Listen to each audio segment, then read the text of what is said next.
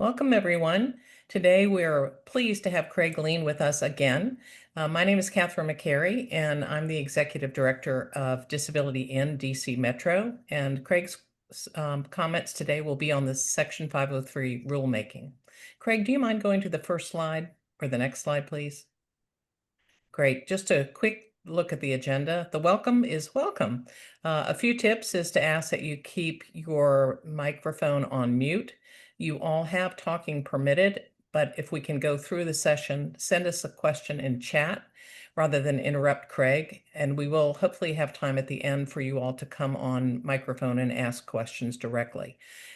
This session is being recorded and it will be sent out to you all and also shared within the DC Metro board. Once we have the PowerPoints put into a accessible format, that will accompany the recording. If you have any technical issues, we do have a technical support person. Her name is Ina Irby, and you will find her in the participants. You can connect with her directly in case you have any technical issues, or you can also connect with me. So with that, I'm going to ask Craig to turn to the next slide. And let's get started. Craig, I will not spend 10 minutes telling everyone about who you are, but I will say that Craig is a very valuable member of our DC Metro board, and it was our host for our ADA celebration. He is the former director of the OFCCP under the first Trump administration, and he is a partner in K&L Gates. And if you haven't heard him before, this is going to be a treat. If you have heard him before, this is going to be a great discussion and dialogue. So Craig, I'm going to let you go ahead and drive this and tell us everything we need to know to prepare to respond to this rulemaking. Super. Thank you so much. Can you all hear me fine? It's good? Okay, great. So it's great to be here. Always enjoy coming to talk to everyone at Disability in DC Metro. I'm on the advisory board. I've been involved with Disability in DC Metro since I was OFCCP director. Used to be one of my favorite places to visit on the speaker circuit every year. And I've remained involved now that I'm in the private sector with K&L Gates. And just a little about myself, I was the OFCCP director in the first Trump administration, as Catherine mentioned. I am on the advisory board of Disability in DC Metro. I am a partner at K&L Gates in Washington, DC.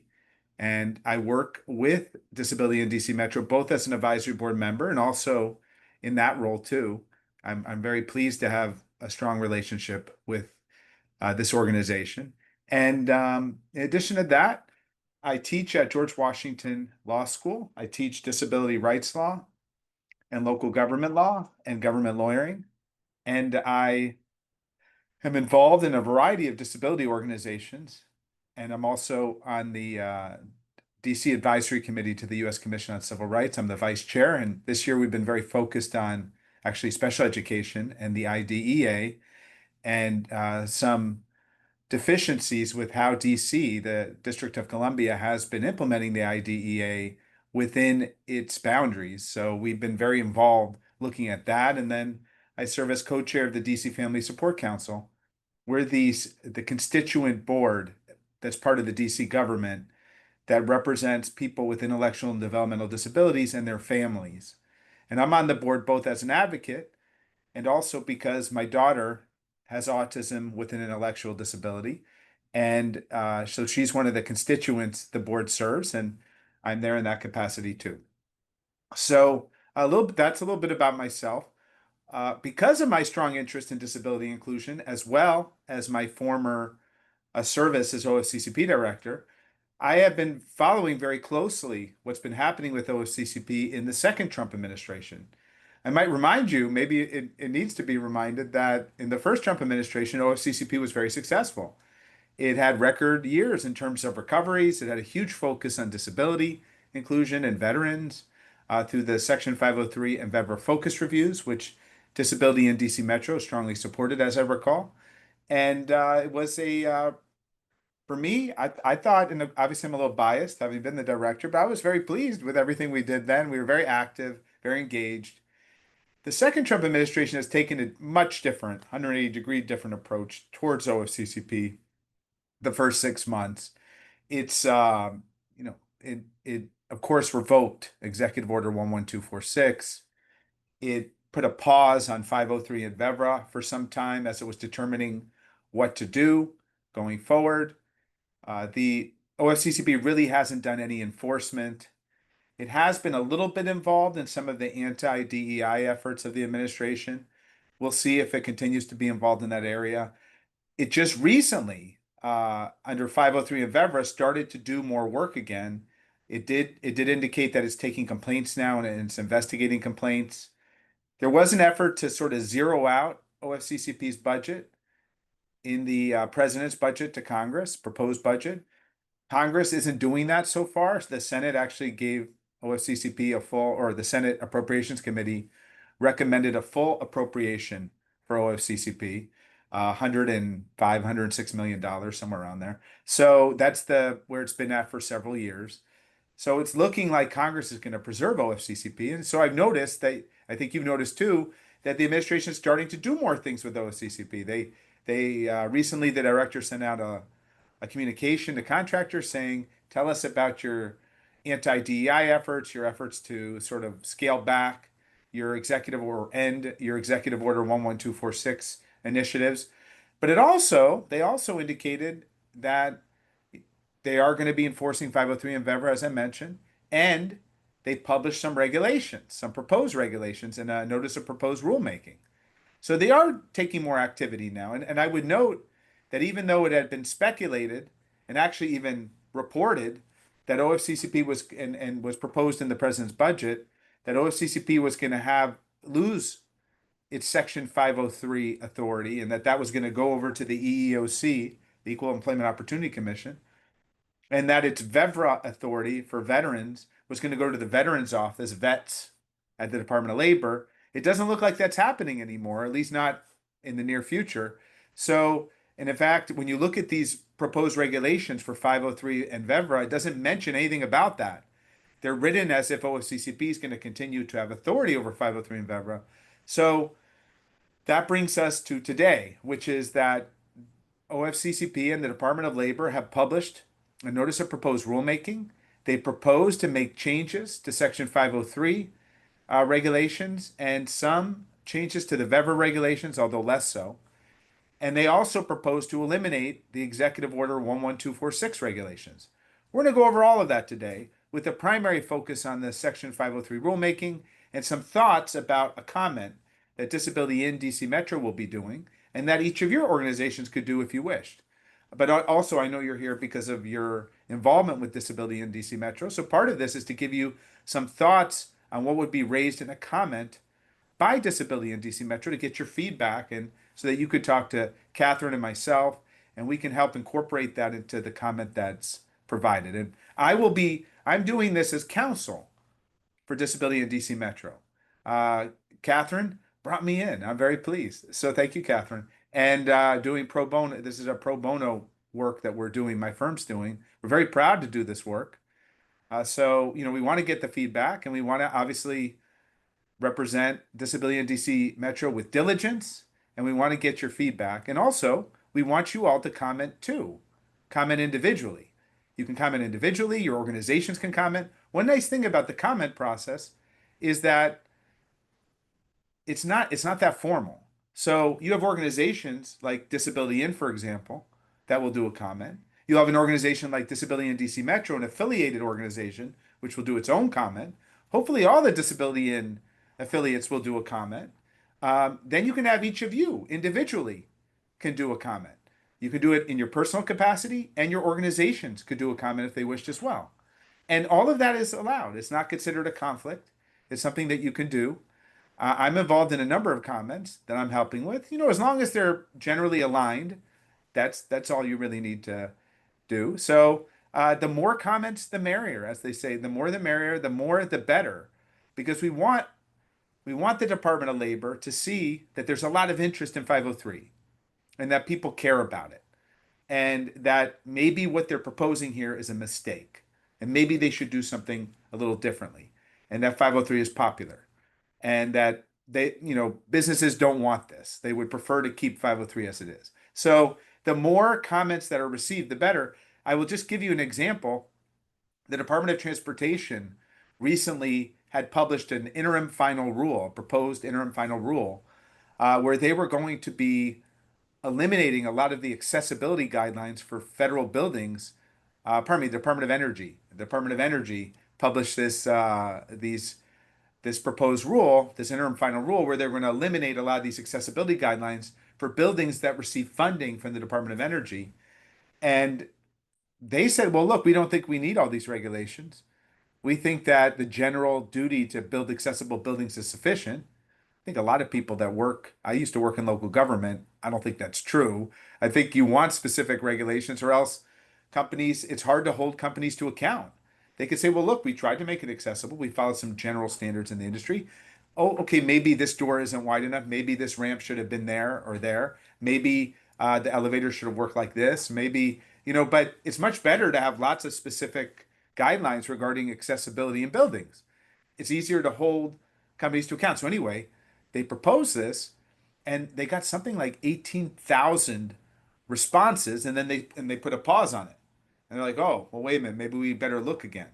And that's what we would like here. We would like lots of comments regarding 503, indicating that the administration should keep 503 as it is, or even enhance 503, do more with it. That's what we're hoping in the long run. But for right now, it would be great if they kept 503 the way it was. So why don't we get to 503 and what the regulations are now and what the NPRM proposes to do? So, and you have the slide up. So you have this proposed rulemaking. They just issued proposed rules that would eliminate Executive Order 11246 regulations, modify Section 503 regulations, and largely retain the VEVER regulations. So what would they do to 503? Well, right now, you know that so there's three main parts to 503 at the moment, maybe a fourth too if you include record keeping. But there's three main substantive components to 503. One, self-identification, that every federal contractor, and 503 applies to federal contractors. 504 applies to federal fund recipients. 504 is not an issue here. It's 503. So federal contractors, every federal contractor has an obligation when someone applies for a job at that federal contractor to provide them a form that's been approved by the Office of Management and Budget, which is the White House. It's been approved by OMB and you've all seen this form that has a list of disabilities and asks someone if they want to self-identify as having a disability. It's voluntary, the response. You don't have to, there's no obligation to tell your employer that you have a disability, but it is required that the contractor ask. And that's pre-offer. So that's for all applicants, their entire applicant flow, they're supposed to ask. And it's just part of the form. It's a form that's part of the application. You all know this. Okay, then post-offer, you ask again. So it's another opportunity, because some people, the thinking is some people are not willing to disclose pre-offer, but may be willing to disclose post-offer once they receive the job. So you do a post-offer too, that's required. And then you do it once every 5 years. And a lot of the best contractors, like the ones that work for Disability in DC Metro, probably do a campaign every year where they're trying to increase the self-identification rate. So that's one part of 503, self-ID. A second part of 503 is outreach and recruitment. So the goal is that you are trying to do focused outreach and recruitment toward people with disabilities to get them to apply. And that's part of self-ID too, because you learn how well you're doing with that based on people self-identifying with a disability, because then you can see that your efforts to do outreach and recruitment to people with disabilities are working. And part of that outreach and recruitment also involves having systems in place that would be appealing to people with disabilities. So, for example, on your website, you have it's easy to request an accommodation. It's easy to see all that you do to accommodate and support people with disabilities in the workplace. Hopefully, you'd have a centralized accommodation system. You have lots of things that would be appealing to people with disabilities that would help you in recruiting people with disabilities to self-identify, hopefully, or to seek an accommodation, hopefully, and be able to be as productive as possible in the workplace. So that's the second part, outreach and recruitment. That's really the affirmative action component. And then three, the utilization goal, the 7% utilization goal, which for entities that are 100 or more employees, the way that that typically applies is that for every job group that you have, and those were the old affirmative action job groups under 11246, but it could potentially be your EEO1 job categories, for example. Now maybe they'll move to that, but the point is for your AAP job groups, affirmative action job groups, or your job categories, that in every one of those you would have a goal of having 7% of your employees having self-identified with a disability. And Section 503 of the Rehabilitation Act, it specifically says, the statute, that you must take affirmative action to hire and advance in employment people with disabilities. So the utilization rate is how that's measured.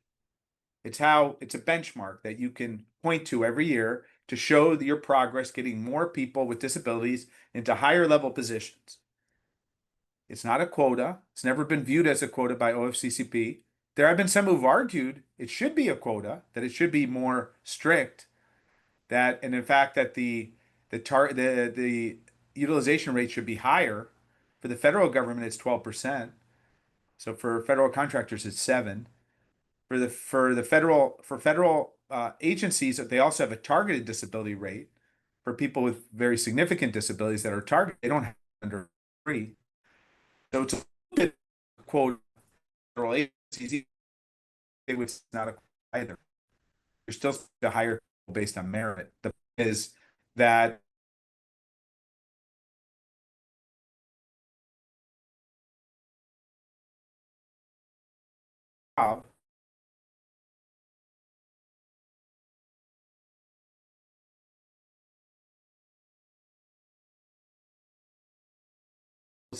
a merit-based hiring decision to be made, because otherwise you would overlook that person or might not choose that person.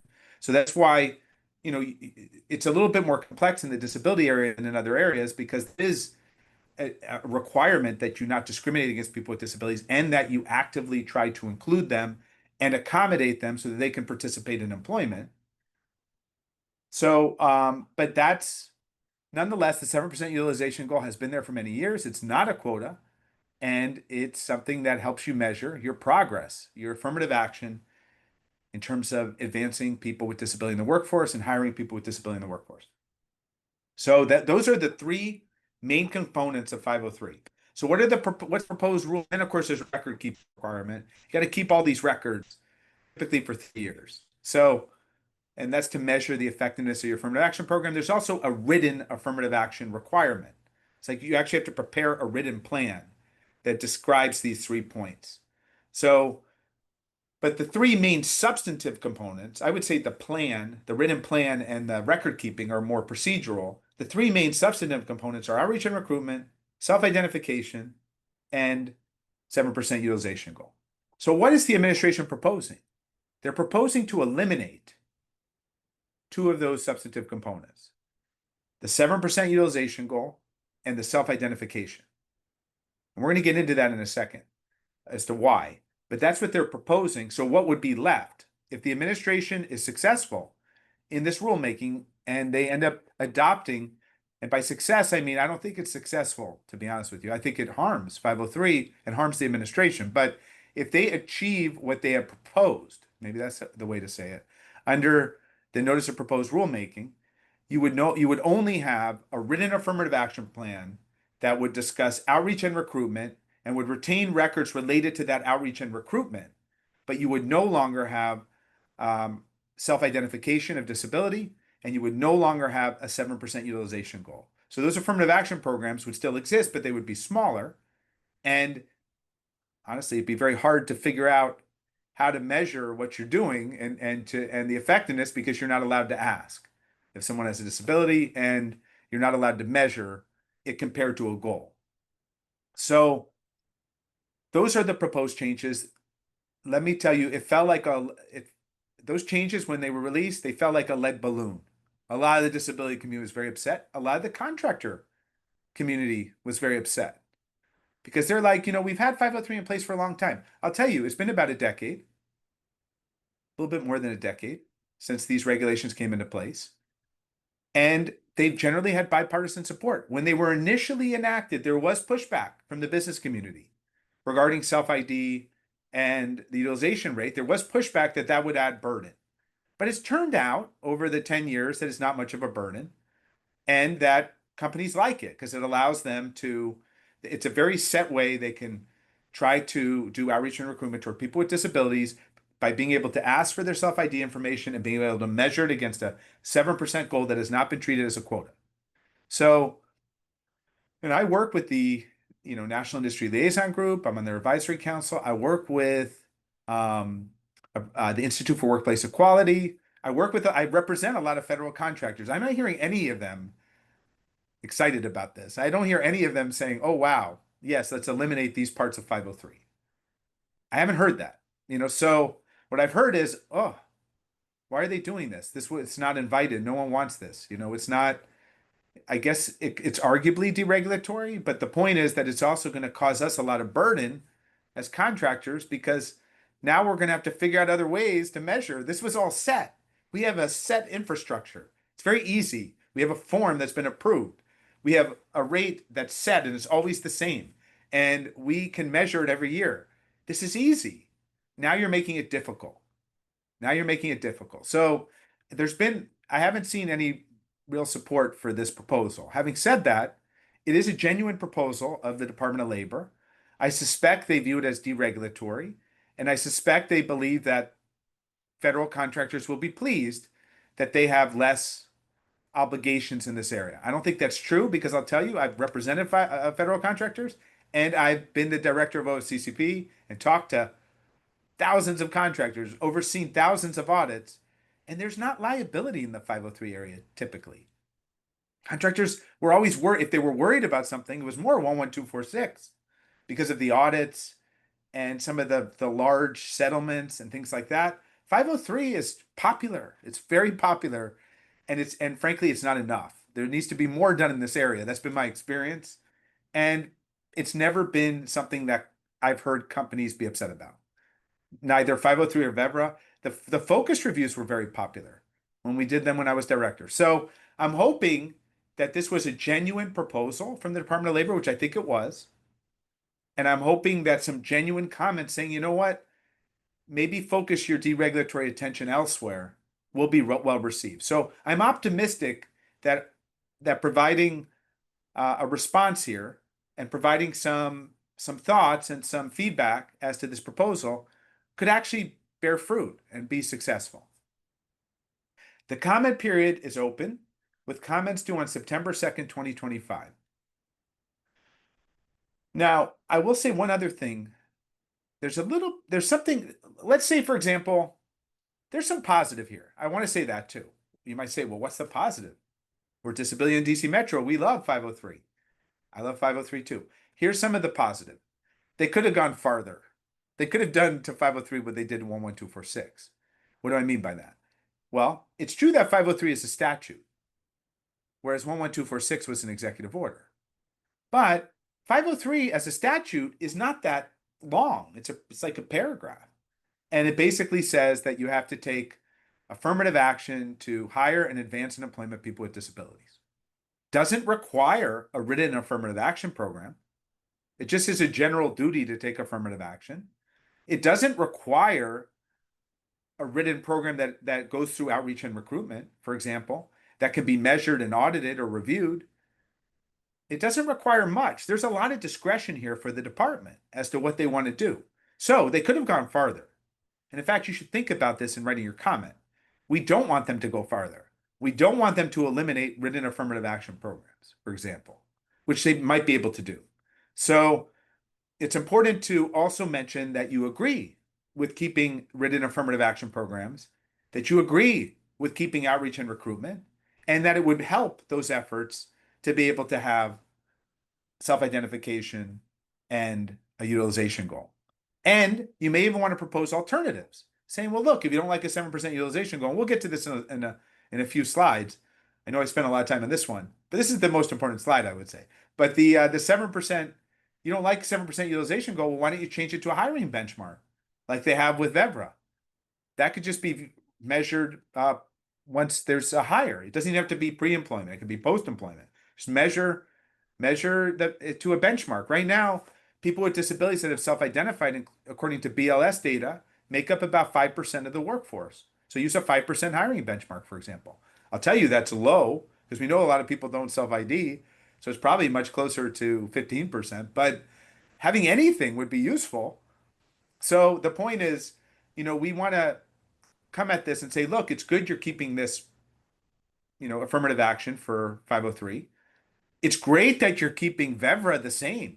I didn't even mention that yet, but in Vevra, they're keeping everything. They're changing some of the regulations by taking some of the enforcement regulations that were in 11246 that applied to 503 and Vevra, like going to an administrative law judge, for example. Because they're getting rid of all the 11246 regulations, they're moving those enforcement regulations directly into 503 and Vevra. They have to do that, so there's no real discretion there. So I wouldn't comment on that part of it, the enforcement part. But with Vevra, they're keeping everything else. And of course, there's a lot of overlap between Vevra and 503 because a lot of veterans have disabilities. And in fact, Vevra even references disabilities, and you're supposed to do outreach and recruitment toward disabled vets, for example. So I would mention, we think that what you're doing with Vevra is great. That's wonderful that you're continuing to do that, but we think you should do the same with 503. That's sort of the message we want to convey, that they should be treated together and that both are popular and both help the American economy. But I did say that there was a little bit of risk here beyond this proposal. And what is that? Well, remember at the beginning, I talked about self-identification and that they're eliminating that potentially, they're proposing. The reason why they're doing that is concerning. It's one thing if they had just said, look, we don't want to do self-ID anymore because we think it's burdensome.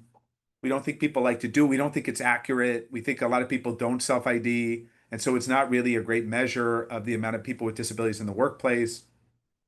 They could have said something like that. That's not what they said. What they said was self-identification violates the ADA. Let me say that again. So self-identification violates the ADA. Well, that's a concern. I mean, if that's true, then you can't even voluntarily ask people to self-identify because that would be what's called a pre-enforcement inquiry under the ADA. And they are right that the ADA prohibits pre-enforcement inquiries.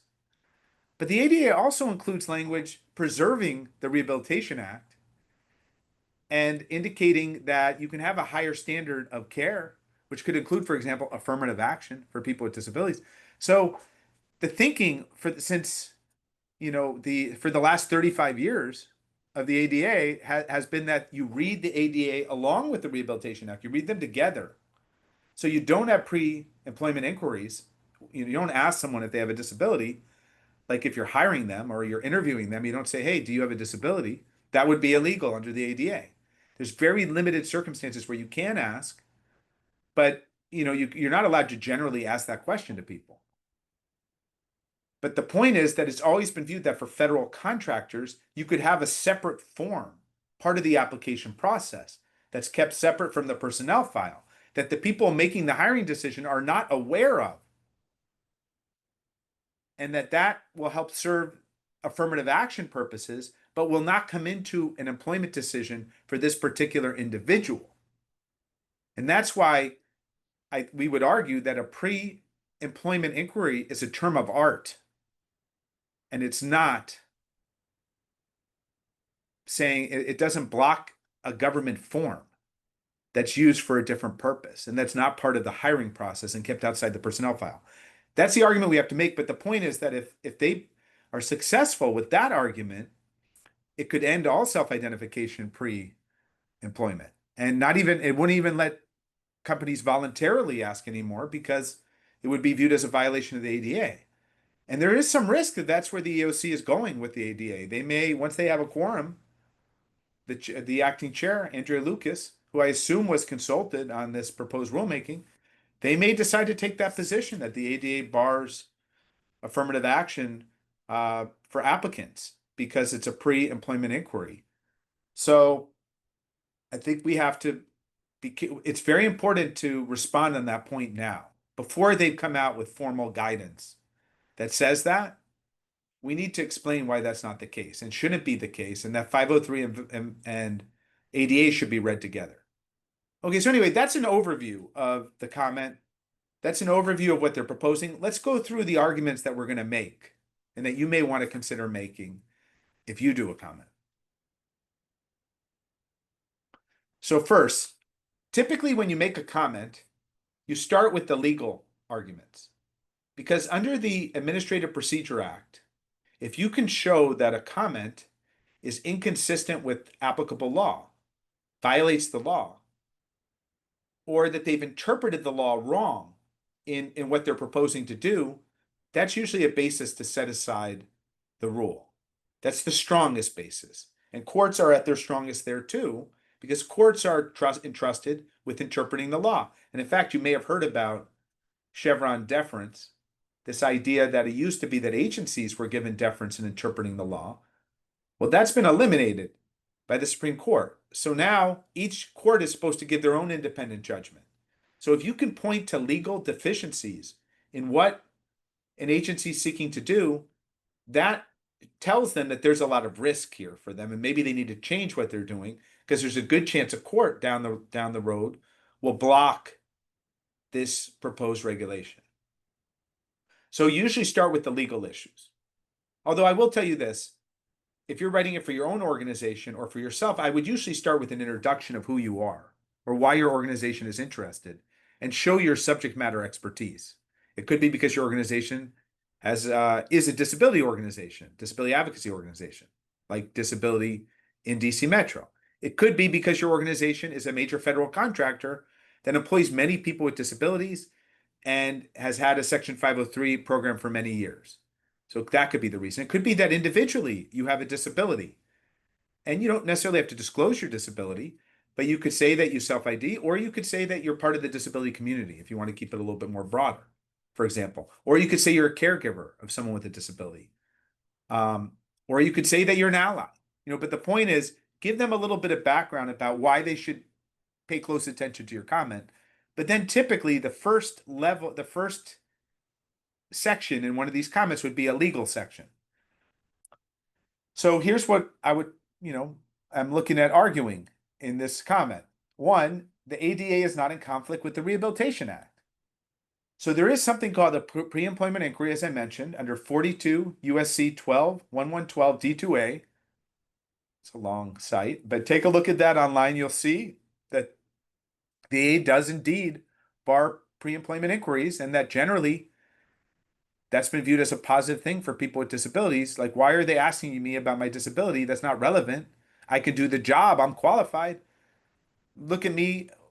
I'll tell you if I want to talk about my disability, but you talk about me doing the job. I mean, that's the idea. So, but we're going to argue that that pre-employment inquiry is a term of art, and does not relate to information outside the personnel file collected for Section 503 purposes and not considered in hiring.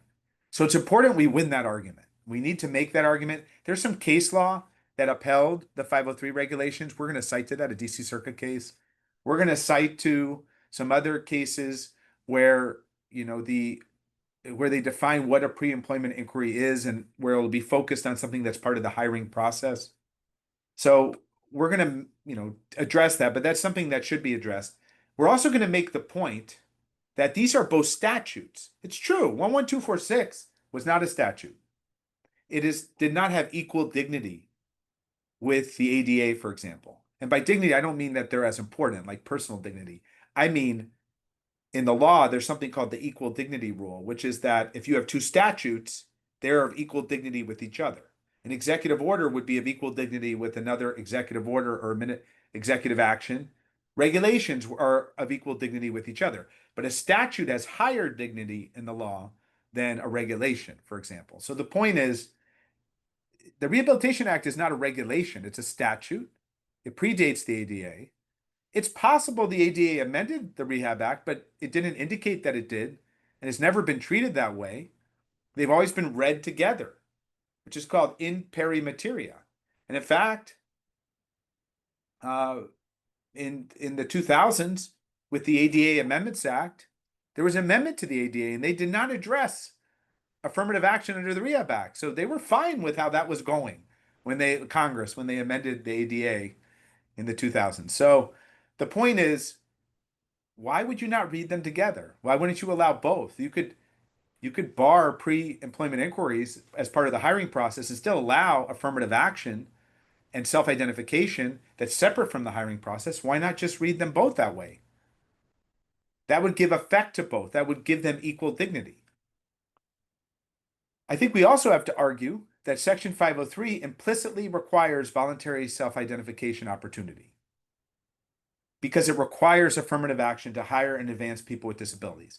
In this way, 503 was different than 11246. 11246 always indicated that the affirmative action and non-discrimination involved hiring people without regard to their race, color, sex, sexual orientation, gender identity, religion, and national origin, without regard.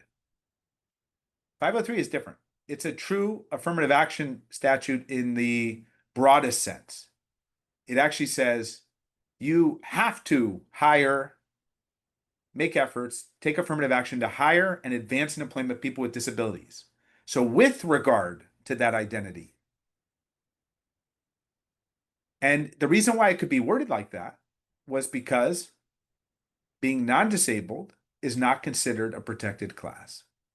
Whereas with race, for example, you can't take affirmative action as in a preference or something like that as to a particular race or ethnicity, because that means you'd be discriminating against all other races and ethnicities.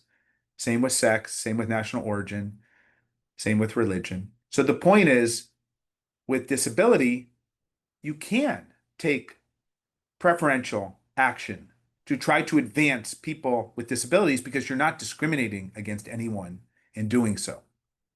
So that's why it's worded that way. And that's why I think we need to make the argument that 503 requires, if you're going to provide an affirmative action requirement that takes account of someone's disability, then you need to be able to ask. Sure, it should be voluntary. The person shouldn't have to disclose they have a disability, but you as a contractor should be able to ask, and frankly, you should be required to ask and at least give that opportunity so that then you could take action to ensure you're doing outreach and recruitment toward people with disabilities so that you're advancing people with disabilities consistent with the 7% utilization goal.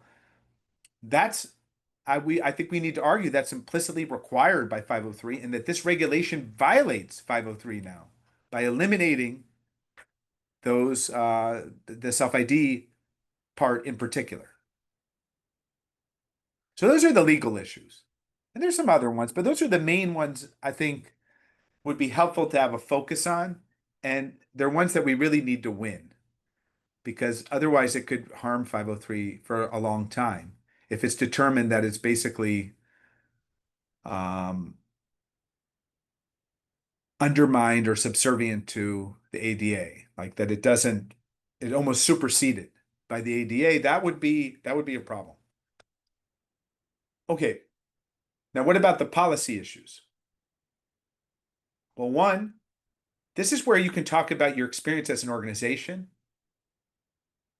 How has 503 worked? Is it effective? Because one thing they're doing as part of this APA process, the Administrative Procedure Act process, is they're weighing benefits and burdens. So if you can show that 503, these regulations have been effective within your organization, that's something that you should talk about. And you might also mention that to really do effective outreach and recruitment, it's helpful to have self-identification and a goal or benchmark. That these have been successful in your organizations, that they built a community of people with disabilities who support each other and their allies and that support the organization. You could also point out that self-ID helps people learn they have a disability sometimes. Not that someone wouldn't necessarily know their own medical conditions, but a lot of times I've seen this. I've even personally experienced it. You have a medical condition, but you don't think it's a disability. A lot of people don't consider their medical conditions disabilities. They because of historic stigma around the word disabled, which, we've been working very hard as a community to remove that stigma, to be proud of having a disability, to not view it as part of disability pride, for example. Um, but some people are like, no, I'm not disabled, even though they have a medical condition that would definitely constitute a disability, and that to get an accommodation, they would need to be able to say they have a disability to be able to get the accommodation. So sometimes people will go without accommodations because of they don't realize that what they have is a disability. This happened to me as well. Um, and I've talked about it's actually several conditions I've seen that would be considered disabilities, but the one I used to talk about when I was OCCP director was migraines.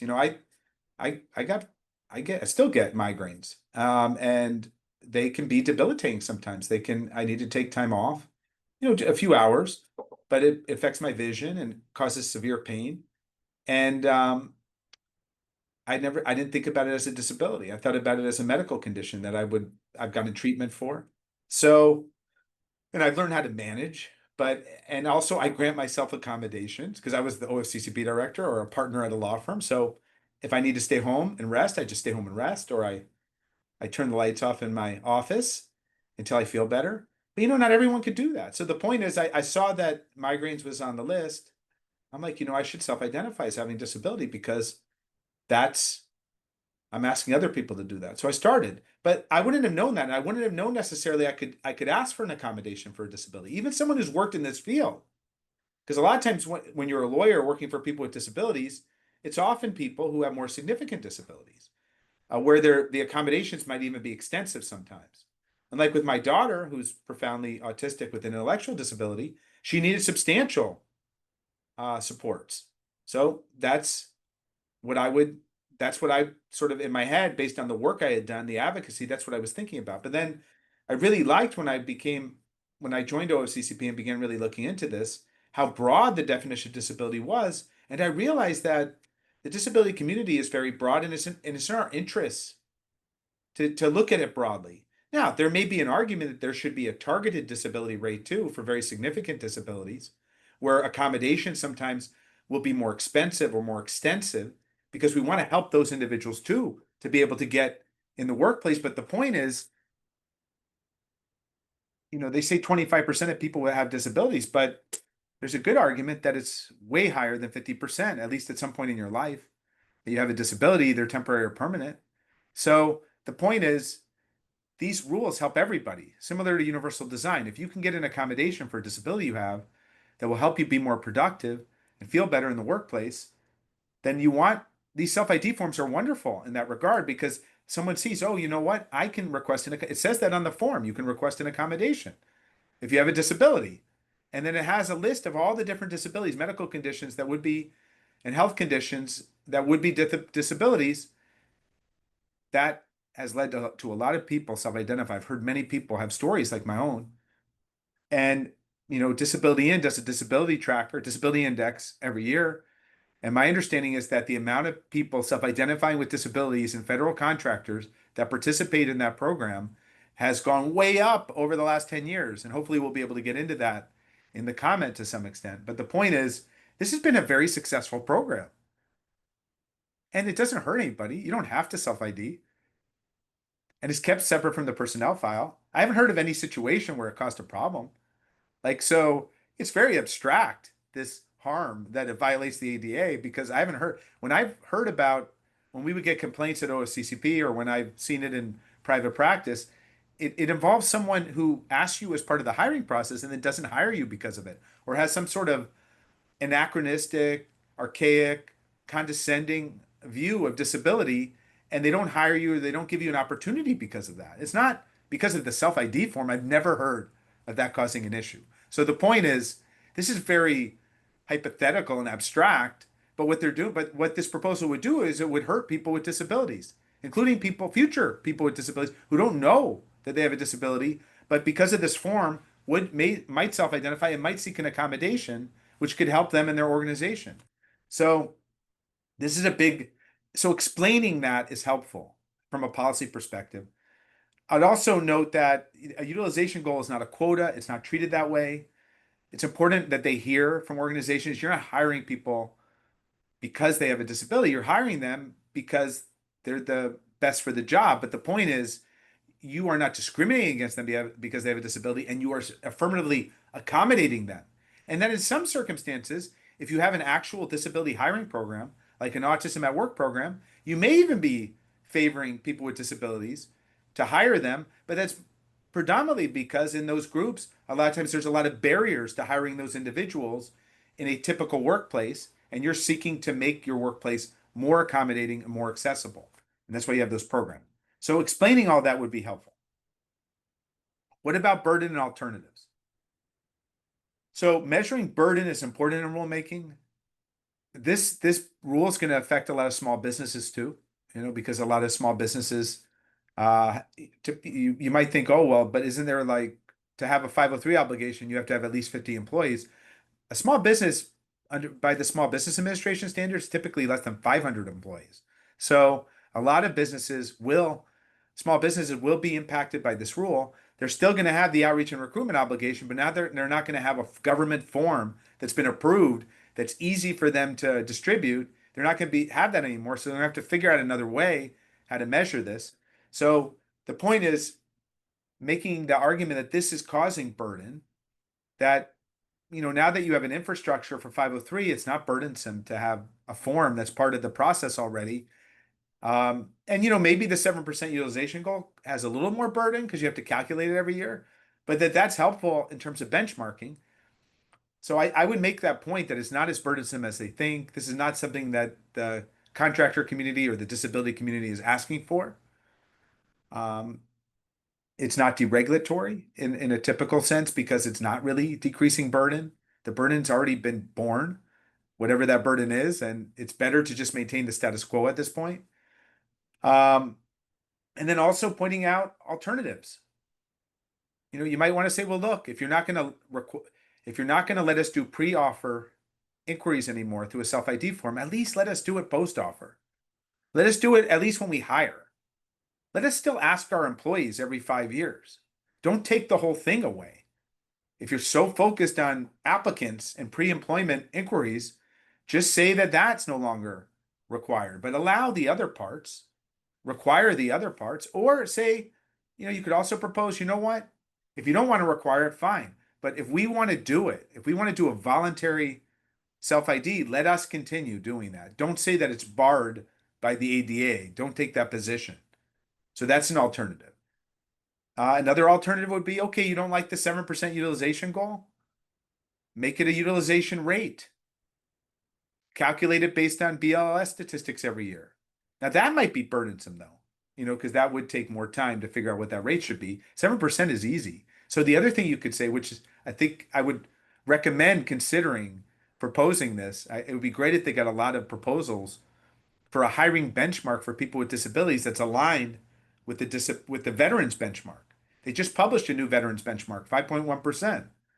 Be great to have a disability benchmark. It's similar. It's around 5% based on current statistics, based on self-ID rates and the size of the workforce. When you divide the amount of people that are self-ID'd in the workforce with the amount of people in the workforce, it's about 5%.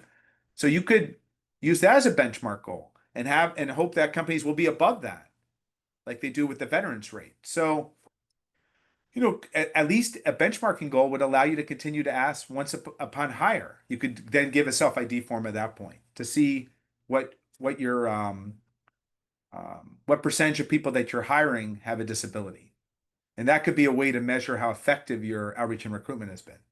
So consider proposing alternatives like that.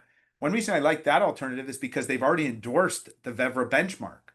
They're endorsing that. So, okay, you like VEVRA benchmark. Let us do a 503 benchmark. Maybe that'll address your concerns.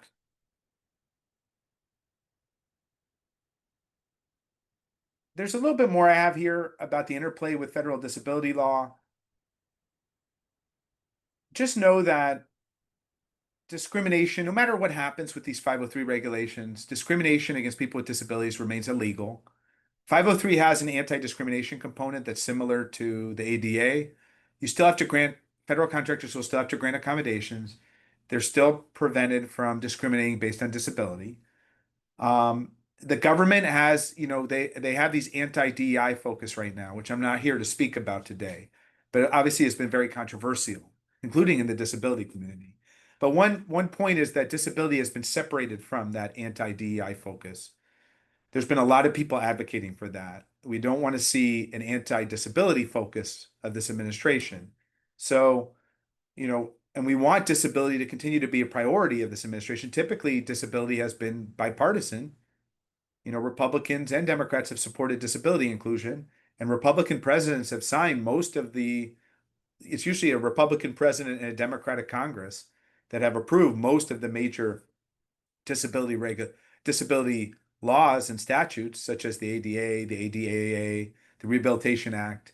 So, we want to continue that. So you may want to mention that there's always been a bipartisan consensus in favor of disability. This is not a partisan subject. This is something that helps the country. Everyone acknowledges that. We need to fully utilize our workforce. And the largest source of untapped skilled labor is in the disability community in this country. So it's helpful and the more people with disabilities who are working, the less who may be on public assistance. I mean, so there's a lot of arguments that this administration should support. So you may be concerned, well, do they view disability as part of, in quotes, illegal DEI? And I would say no.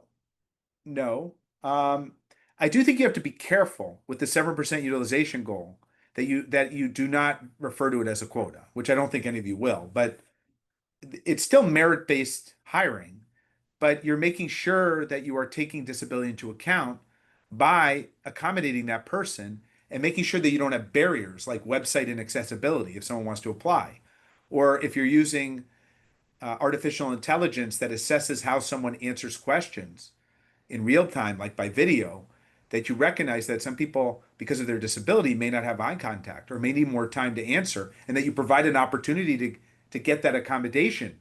And the person knows in advance they may be assessed by AI, so they can request that accommodation. These are things that are part of merit-based hiring, because otherwise you're not going to hire the best person, because that person may have been excluded by your process, by the AI in that case, or by a test that you provide, or the fact that the person can't navigate your application process because you do not have website accessibility.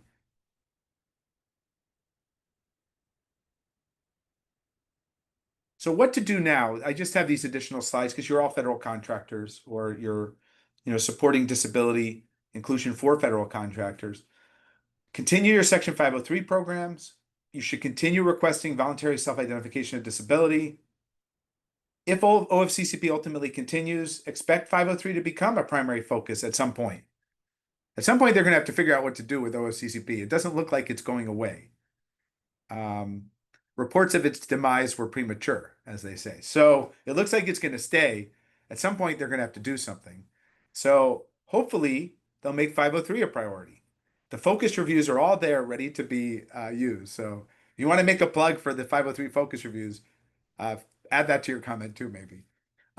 Familiarize your compliance team with 503 focus review materials. I'm hopeful that they're going to move in that direction eventually. And then ODEP, ODEP is getting, Office of Disability Employment Policy is getting more active. I was so pleased that Brian Walsh came to the 35th anniversary of the ADA that we recently had at K&L Gates, that was hosted by Disability in DC Metro. And thank you to Catherine for that. But it looks like they're starting to get more active. So hopefully they will support 503. VEVRA, and you can have all these slides so you can take a look at it, but keep doing your VEVRA. That's not going away. That's going to continue. There are a lot of obligations that come with VEVRA, so it's important you keep doing them. You may want to do some of your disability related work through VEVRA, because there are some regulations that support that. That's the subject of another conversation than today's, though. And then finally, anti-discrimination programs. I'm just making this plug in a lot of the work I'm doing, even though this is not directly related to 503. You should consider having an anti-discrimination program that allows you to do these certifications as contractors or fund recipients. The federal government's referring to all of this now as anti-discrimination law. And 503 and VEVRA, 503, VEVRA, and ADA are all part of that. So it is helpful to have an anti-discrimination program that shows that you checked your policies and procedures to ensure compliance with these laws and that you're ready to produce that report or show that you've done that internal audit if DOJ comes knocking and raises the False Claims Act or some other claim that they've said that they might raise. So it's good to do that due diligence now. And here's the contact information and some upcoming events. I'll turn it over to Catherine for that. Craig, thank you so much. I will be listening to this recording over and over, but I'm looking forward to meeting with you to put together a comment from Disability in DC Metro. What we have coming up in DC Metro is the supplier diversity or supplier inclusion program that we're having on the 18th of September. Reminder that October is National Disability Employment Awareness Month, although I haven't seen any posters. Have you yet, Craig? I don't think they're out yet, but there is a theme, and so start preparing. And then DC Metro is a sponsor of the M-Enabling Summit, which is occurring in Washington, DC, actually Arlington, on the 6th through the 8th in October. In my mind, having only been to one, but with friends who have attended many of them, this is where you should be because accessibility is not going away, and we need to know as much about accessibility as we can possibly be so we make sure that we're continuing to accommodate our employees and our applicants and our clients. So please do consider registering for that summit. It's well worth it. And Craig, you want to talk real quickly about the webinar you're doing tomorrow for the ADA, the second, how we can celebrate the ADA all year long, as far as I'm concerned. Absolutely. So it's a week after in a month after, in a sense, the 35th anniversary, but it's the whole year. It's the 35th year. So we're doing a webinar tomorrow to talk about the 35th anniversary of the ADA. It'll go a little bit about the history, pre-ADA, some of the laws that came into effect. I'm going to talk a little bit about the disappointment in the disability community that the Civil Rights Act of 1964 did not include disability, some of the reactions to that, how it took ultimately 26 years to get the same protections for people with disabilities, how glorious that was when it happened in 1990. We'll talk about that a little bit. We're going to talk a little bit about Dick Thornburgh, who was a partner in my firm, who was the Attorney General under President Bush and was a big supporter of the ADA. And we'll talk about some of the others too, some of the other principal authors. There's a lot of principal authors. They always say, I saw a tape of Ted Kennedy saying he was the principal author. I've interviewed Tony Coelho, who has said he's the principal author. Steve Bartlett, I've interviewed, who has said he's the principal author. Anyway, so there's a number of principal. I'm glad that there's so many people who love to be affiliated with this statute. And apparently my firm has told me that Dick Thornburgh was a principal author, even though he was not in Congress. So everyone loves to be, and Boyd and Gray too, the White House counsel. So anyhow, so we're going to talk about that. And then we're going to talk a little bit, it's a CLE too, continuing legal education.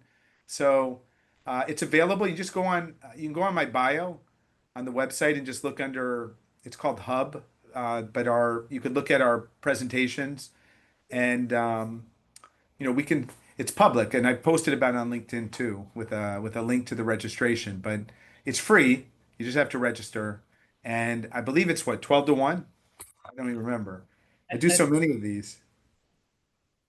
Let me tell you what it is. It's tomorrow from 12 to 1. So hope you can join us. I hope you can. Again, Craig, thank you so much. I look forward to having everyone on this webinar send in a comment and let us keep 7% in self-ID. And we have run out of time, but if you have questions, you're certainly welcome to email Craig or me, and I'll make sure that we get those questions to Craig if they're for him. And thank you again, Craig. And I will see you tomorrow on tomorrow's webinar. Thank you. See you tomorrow. Okay. This is great. Thank you.